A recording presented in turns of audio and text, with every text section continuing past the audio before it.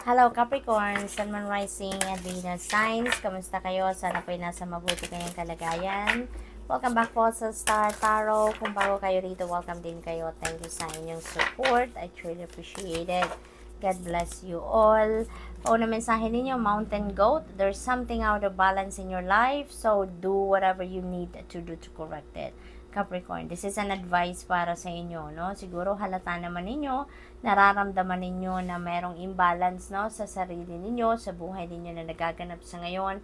So, before it gets worse, 'di ba? Para before na mas marami pa kayong bagay na maninigleg, before na mas marami pa kayong bagay na ma-overlook, no? Sa ngayon pa lang, itry nyo nang tignan, no? Ayusin na kung ano ang dapat ayusin para makorek na ninyo yung sistema, no? Ninyo sa ngayon, Capricorn, okay? Kasi maaaring may mga nakakalimutan na kayong gawin, no? Lalo-lalo na ang pagsa-self-care ninyo kasi maybe you are so focused on work, no? Maaaring ganon. Or other things, no? At maaaring nakakalimutan nyo na ngayon ang pagsa-self-care ninyo. So, we have the Falcon energy. Act on the opportunity that's before you and commit to it without equivocation. Capricorn, merong panawagan sa inyo dito. This is a wake-up call for you na merong opportunity, no, na nasa inyong harapan. Maaring na ini-ignore ninyo or maaring hindi ninyo nakikita, hindi ninyo napapansin. Kaya this is a wake-up call din para sa inyo. Okay? Natignan ninyo ang oportunidad na yan. Dahil maaring yan na ang inyong hinihintay. Maaring yan na yung matagal na ninyong minamanifest, diba? So, sabi ng chimpanzee dito, use both your intuition and your intellect to solve the problem or get answers to your question. So, both sides of your brain, dito yung parang sinasabi sa inyo ng spirit na pagganahin ninyo both sides ng isip ninyo, left and right, yung intuitive mind ninyo at saka yung logical mind ninyo, pagganahin ninyong parehas at pagkuhanan ninyo ng diskarte, no, para ma-solve na kung ano man ang inyong problema, makahanap kayo ng solusyon or mahanapan na ninyo ng kasagutan ang mga tanong ninyo sa inyong sarili. Okay?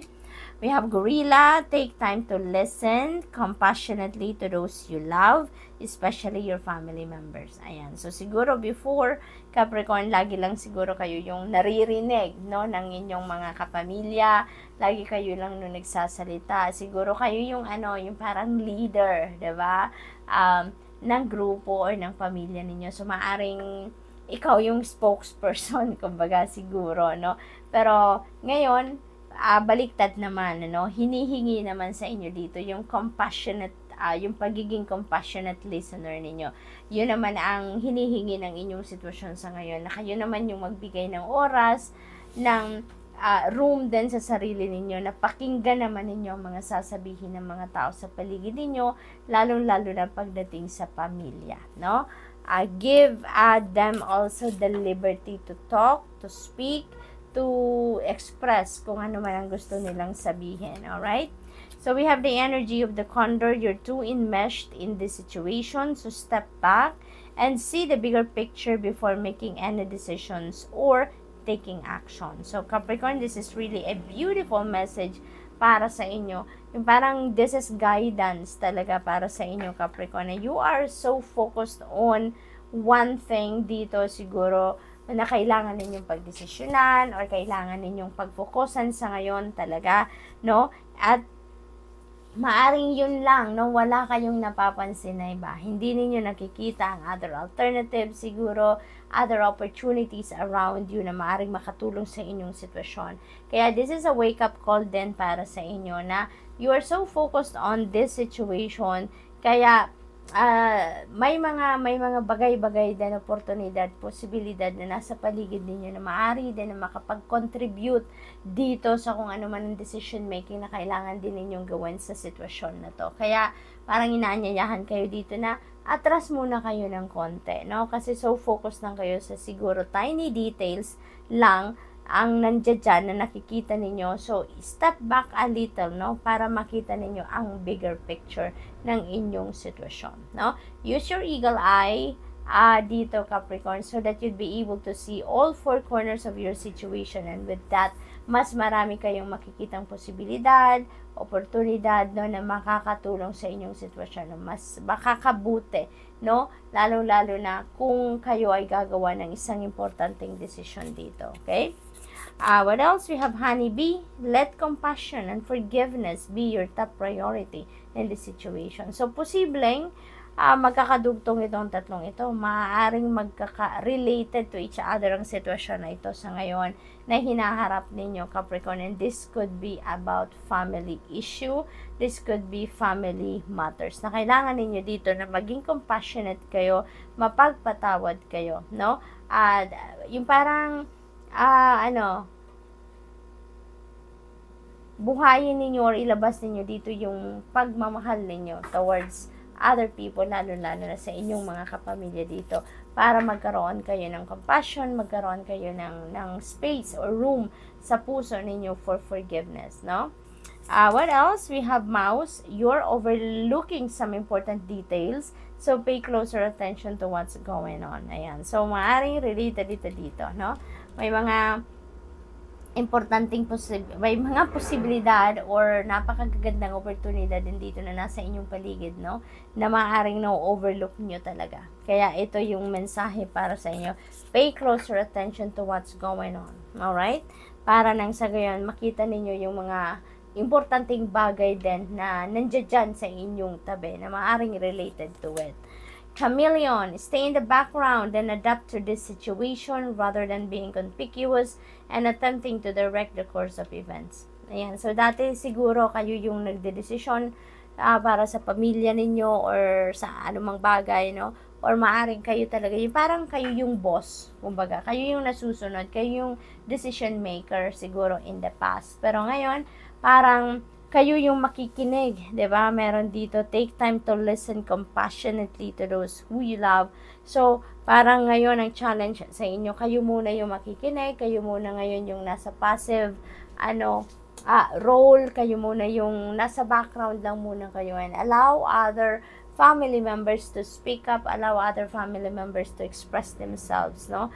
Yung sila muna ngayon, kung sila muna yung magpapatakbo ngayon, kumbaga, ng sasakyan, and ikaw muna yung nasa backseat, no? Yung parang gano'n. So, good luck, Capricorn, and that's all I have for you for today. Thank you for watching. Love and light. Namaste. Hello, Virgo, Sun, Moon, Rising, and Venus signs. Kamusta kayo? Sana po ay nasa mabuti kayong kalagayan. Welcome back po sa Star Tarot. Kung bago kayo rito, welcome din kayo. Thank you sa inyong support. I truly appreciate it. God bless you all po. Tingnan natin ang mga mensahe ni Virgo. Paunang mensahe po ninyo ay Road Runner. Keep your sense of humor and don't take things so seriously. Ayan. So, parang dapat may room para din sa pagngiti, sa pagtawa, sa pag have fun, kumbaga, no? Wag naman 100% na seryoso kasi there are room para sa sense of humor na nakakatulong din, 'di ba? Kapag nangingiti din kayo, kapag magaan lang, no, yung approach ninyo sa buhay, even if it's a serious thing, 'di ba? Yung parang kahit papaano nababawasan ng stress, kahit papaano nababawasan ng bigat na nararamdaman, 'di ba, Virgo? At mahilig kayong magpatawa, Virgo, yan ang napipick up ko dito. You used to be a joker, kumbaga, no? Lagi kayong may baon na joke, lagi kayong nagbabato ng something na nakakatawa. So, pagganahin nyo uli yan sa ngayon. Ladybug, wow, napaka-swerte ninyo sa ngayon. This is a time of good fortune and abundance. So, be willing to receive all good things in your life. Ayan, bukas palad na kayo. Buksan na ninyo ang inyong sarili, yung inyong puso, ng inyong isip, no? For this energy, no? Panahon ngayon para sa swerte at abundance, lalo-lalo na pagdating sa pera, no? Money and finances is nandito yung sa horizon ninyo, yung pagiging maswerte ninyo pagdating sa kaperahan, no? May mga blessings na parating sa inyo, hindi lang pera kundi ibang bagay din, and that's gonna come in abundance din, no? Kaya this is a time para makaluwag-luwag kayo pagdating sa pera. This is also a time na magre-receive kayo ng mga bagay na maghahatid sa inyo ng ekstrang saya. We have Snow Leopard. Take some time out of your usual life and spend it in solitude. Ayan. So, ang iba sa inyo dito siguro, sobrang busy kayo, Virgo. Maybe you are doing too many things at the same time. Multitasker siguro kayo. Kaya, pagod na kayo. No? Pagod kayo. Maybe you are physically, mentally, and emotionally exhausted na, kaya iniimbitahan kayo dito na time out muna kayo, Virgo. Mag-time out muna kayo at magmuni-muni kayo. Spend time alone.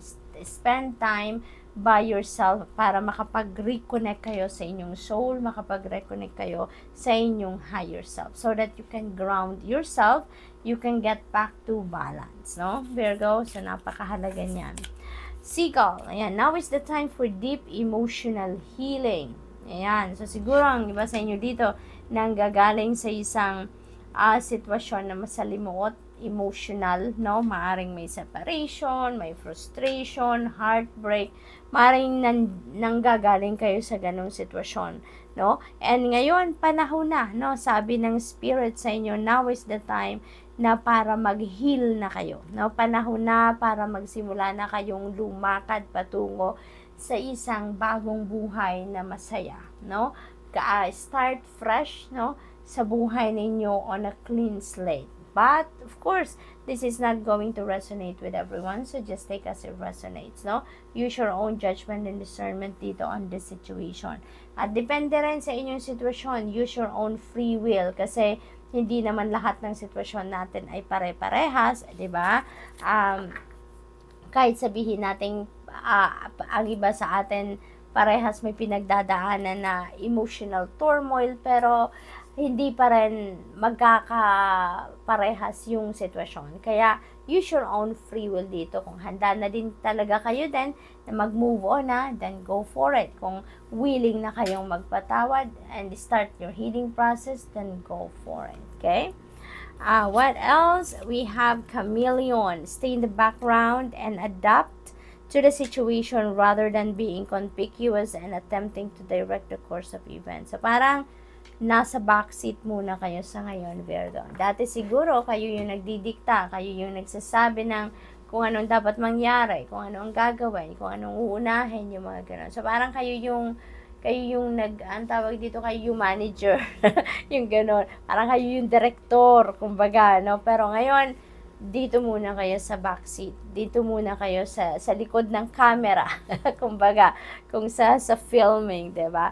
Yung gano'n. So, parang kayo dito ngayon yung nasa tabi muna, naghihintay ng kung anong mga kaganapan, nag-o-observe lang, susunod lang kayo ngayon kung ano yung ganap, kung ano yung mga kailangan gawin, susunod kayo, yung ganun ba, no? So, parang ano muna kayo, pahinga muna kayo sa pagiging manager ninyo at kayo muna ngayon yung tagasunod. So, what else? We have Emo. Ayan. This is a good time to go on a new adventure. Ayan. So, new beginning. No, there is a new beginning energy dito, Virgo. Panahon ngayon para sumubo kayo ng different avenues. Maybe you are embarking on a literal na adventure. Maaring ganun din ang ganap, no? What else? We have Wolverine. You're a lot tougher than you think you are. Ayan. Napakagandang discovery ito ni Virgo. Ang iba sa inyo dito, may sitwasyon siguro na maglalabas ng inyong tapang, maglalabas ng inyong lakas ng loob, ng inyong resiliency, at dito ninyo marirealize na, aba, I'm a toughy cookie pala, no?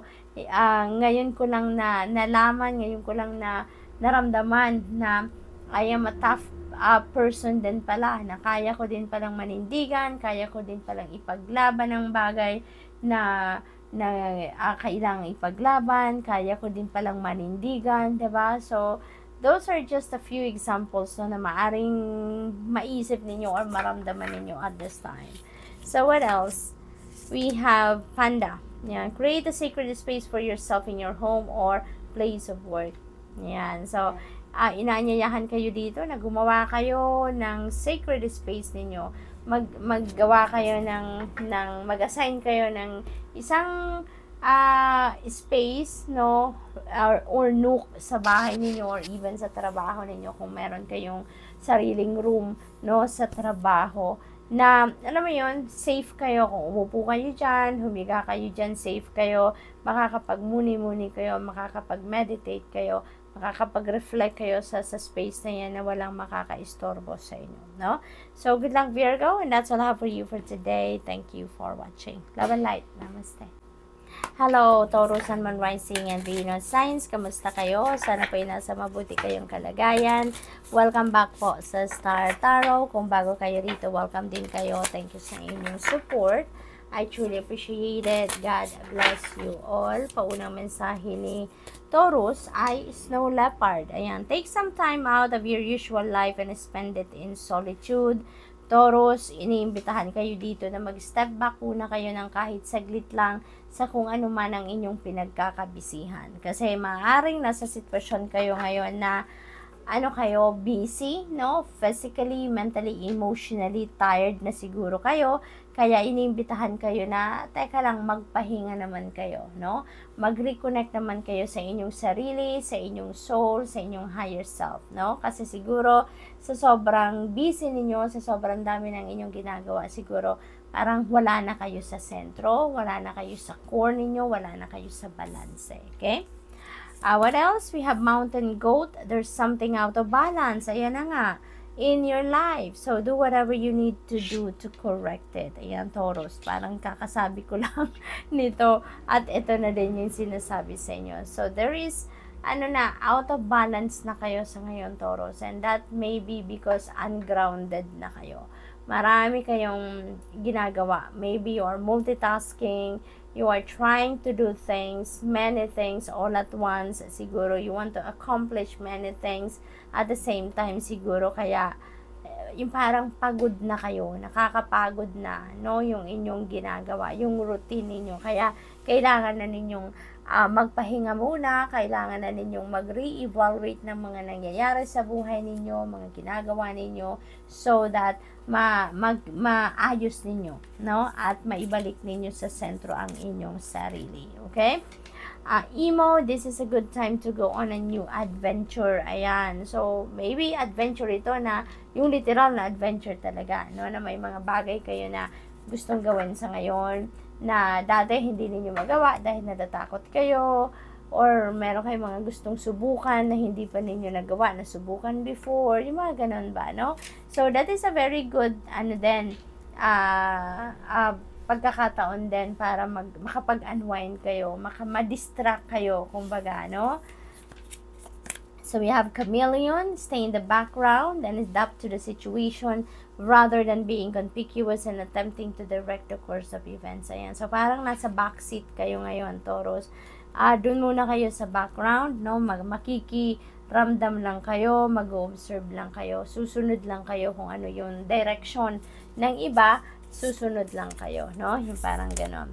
Platypus, stop complaining and focus your attention on the blessings in your life. Ayan. So,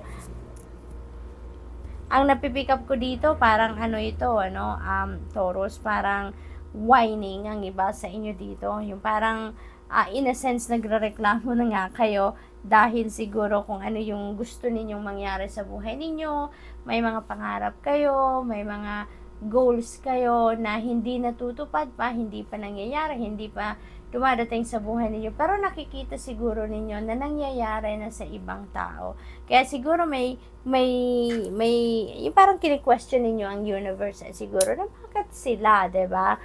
Yun ang gusto ko, pero sa kanila napupunta, gusto ko rin ng ganon, gusto ko rin ng ganito. So, maaaring may mga ganong ganap ang iba sa inyo, Taurus. Kaya, ito yung reminder sa inyo, stop complaining and focus instead, no? Your attention on the blessings in your life, no? Yung kung ano ang meron kayo, ipagpasalamat nyo na lang yan, no? Embrace it entirely kung ano ang meron kayo ngayon, because ibig sabihin yan na yan ang meant for you at this time. Yan ang para sa'yo sa ngayon. And alalahanin lang din natin, no, Taurus, na lahat naman ng bagay, di ba, nangyayari, divine order and timing. Ang bawat isa sa atin, meron divine plan ng Panginoon. Iba-iba tayo ng path na nilalakaran. Iba-iba tayo ng sitwasyon.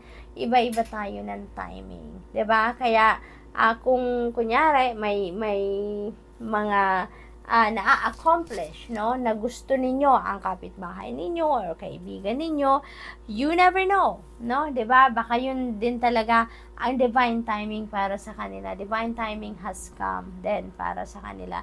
And you don't know, maybe tomorrow or the day after, 'di ba?